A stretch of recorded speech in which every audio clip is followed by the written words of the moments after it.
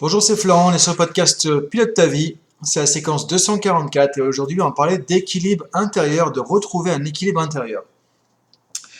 En fait, on voit souvent dans les coachings, je vois souvent comment dire, que ce soit du perso, que ce soit du pro, derrière les objectifs, en fait, qu'est-ce qu'on cherche tous, qu'est-ce qu'on cherche finalement, c'est être plus heureux, être plus épanoui, euh, être heureux dans sa vie en fait au final. Donc ça c'est un but, c'est pas un objectif. Donc on retrouve quand même ça. Il y a personne qui veut être malheureux, il y a personne qui volontairement ne souhaite pas être heureux. En fait, on met en place tout un tas de choses parce que finalement on a envie d'être plus ou moins heureux dans sa vie. On cherche le bonheur entre guillemets.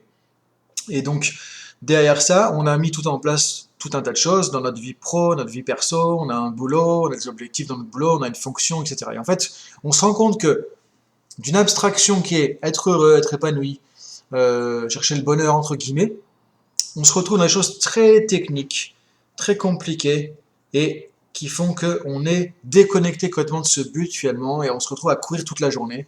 Et de plus en plus, c'est un peu effrayant quand même, de plus en plus je le vois dans les entreprises, que ce soit les cadres, la direction ou les opérationnels, voilà, de plus en plus. Et puis après, je le vois dans les coachings de vie que j'ai, parce que les gens qui sont dans les coachings de vie, c'est des gens qui travaillent aussi, qui ont une activité ou qui sont indépendants ou autres, on le voit. En tout cas, partout, on court, on court, on court, on court. Espèce de course effrénée. Et en fait, on est totalement déséquilibré dans notre vie. Et le problème, c'est que on se déséquilibre parce qu'on pense que oui, il faut mettre le paquet, il faut courir, et donc les objectifs pro, on doit gérer aussi les enfants et la crèche et l'école et machin, etc. Et donc, en fait, on est en train de tirer sur tous les fils. On se rend pas compte que quand on fait ça, on est en train complètement de saboter l'objectif de base, le but de base, qui est on a envie d'être heureux, d'être épanoui, d'être serein, d'être en paix et d'avoir ce qu'il faut dans notre vie pour être plus ou moins voilà content, épanoui et sentiment d'être heureux au quotidien, quoi. En fait, on sort de tout ça parce que on est en train de tirer sur toutes les ficelles. Et on tire trop et finalement il reste plus rien. Et ça peut pas marcher. Le problème, c'est qu'on crée des déséquilibres et on se rend même plus compte que pour atteindre une finalité, on est en train de se tirer une balle dans le pied pour avancer vers cette finalité. C'est comme si on se disait, tiens, je vais aller d'un point A à un point B, et pour arriver au point B, je vais courir le plus vite possible.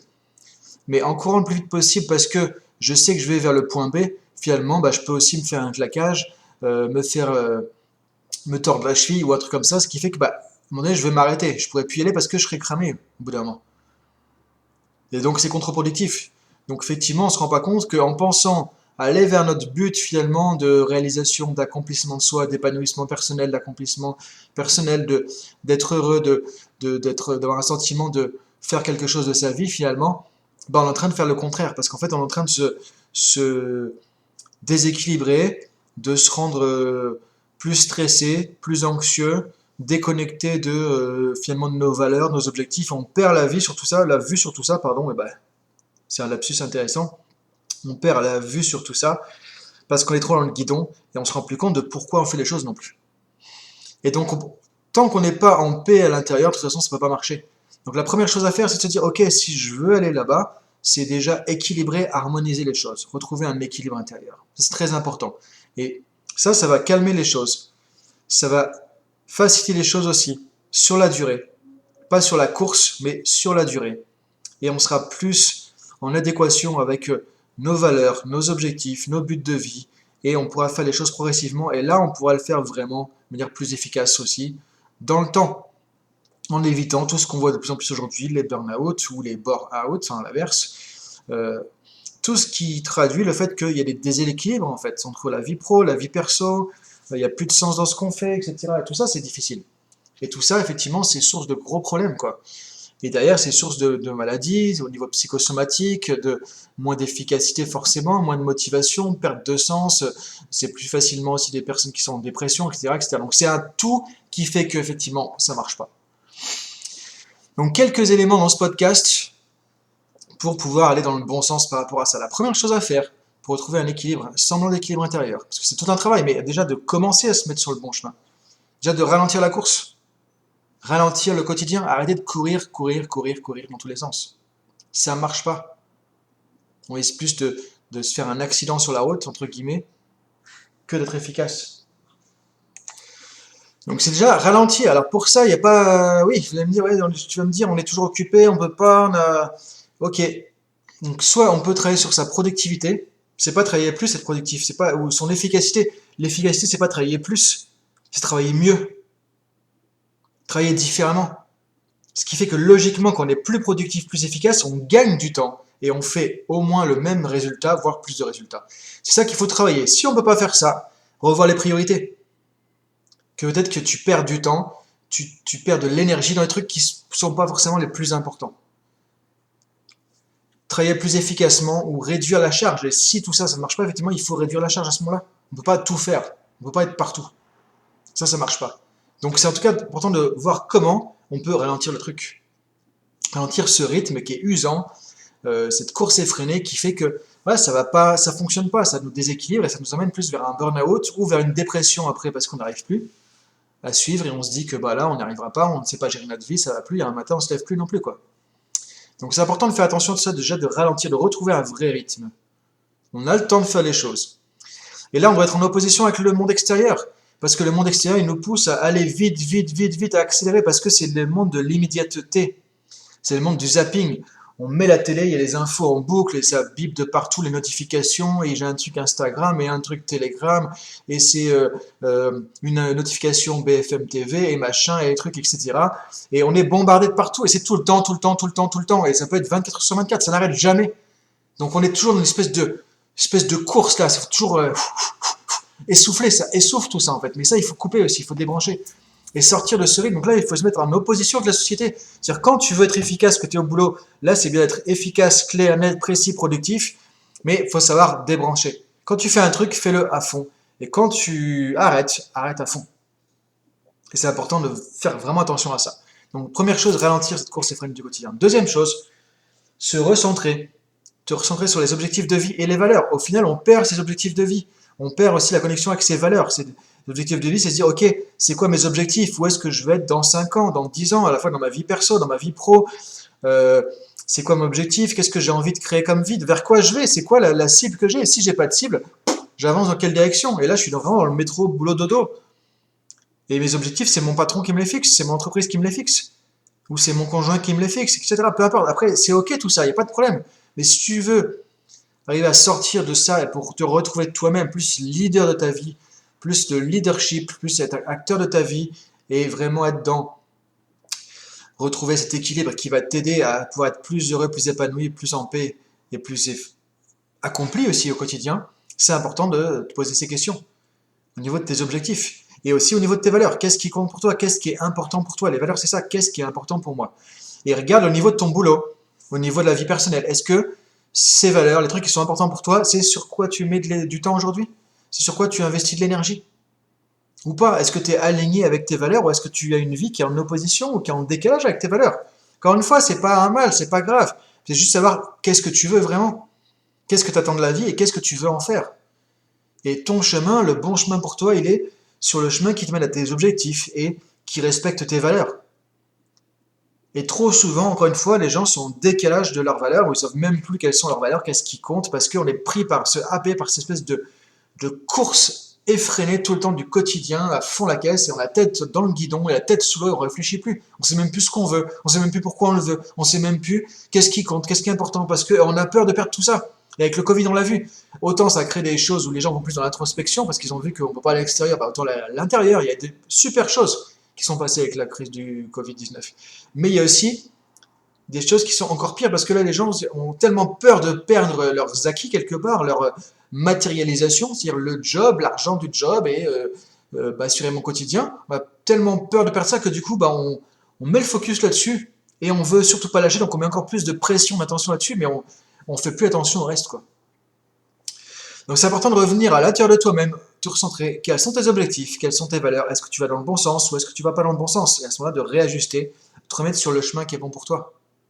Mais si tu ralentis pas, tu peux pas te poser ces questions. Troisième point pour faire ça aussi, et c'est important de se déconnecter justement du trop-plein de stimulation extérieure.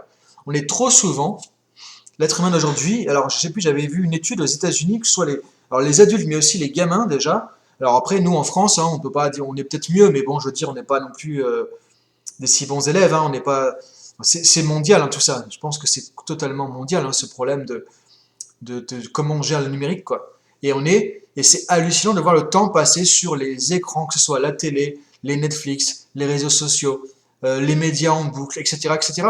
C'est comme si on était plugué en permanence, on a un téléphone dans la bouche, là, on est plugué, et on se nourrit de ce truc-là.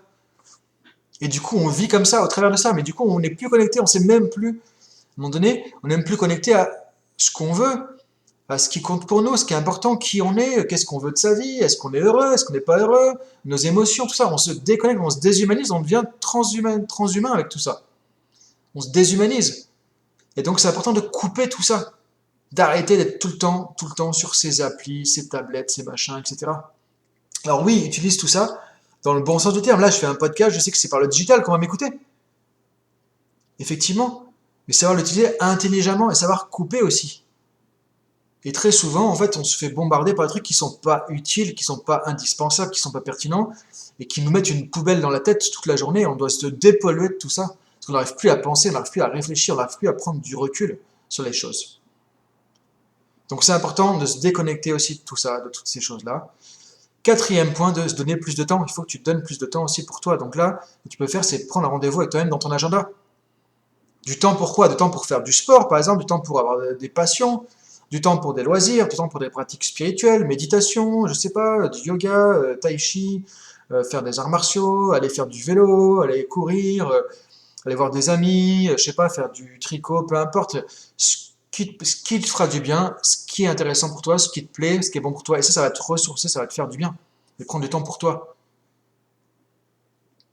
Et comme je dis en coaching, si on ne peut pas prendre 10 minutes pour soi par jour, c'est qu'il y a un problème, quoi. Si dans notre vie, avec tout ce qu'on fait comme effort, pour aller bosser, pour aller chercher, par exemple, les enfants, gérer les enfants, le chien, tout ça, tout ça, tout ça, tout ça. Si on peut pas prendre 10 foutues minutes dans sa journée pour soi-même, pour faire ce qu'on veut, rien donner à personne et de pas rendre de compte à quelqu'un ou autre, il y a un gros problème. C'est-à-dire, on vit pourquoi, en fait? On fait tout ça pourquoi? Si on peut même pas avoir 10 minutes pour nous. Et encore 10 minutes, c'est rien. Il faudrait, c'est pouvoir se dire, bah, je peux prendre 1 heure pour moi par jour, point. Parce que c'est bon pour notre mental, pour nos émotions, pour notre corps, pour notre santé et pour notre durabilité, entre guillemets, dans le temps. Pourquoi il y a autant de maladies psychosomatiques? Pourquoi il y a autant de maladies chroniques? Pourquoi il y a autant de problèmes, effectivement, aujourd'hui? On voit que la plupart des choses qui se développent aujourd'hui comme problèmes de santé sont liées à notre mode de vie. Sont liées à notre mode de vie trop sédentaire, trop sur maintenant des écrans, etc. C'est pas bon pour le cerveau, encore moins pour les enfants. C'est pas bon pour notre capacité de libre arbitre, de réflexion, de mental, d'apprentissage, de curiosité, tout ça.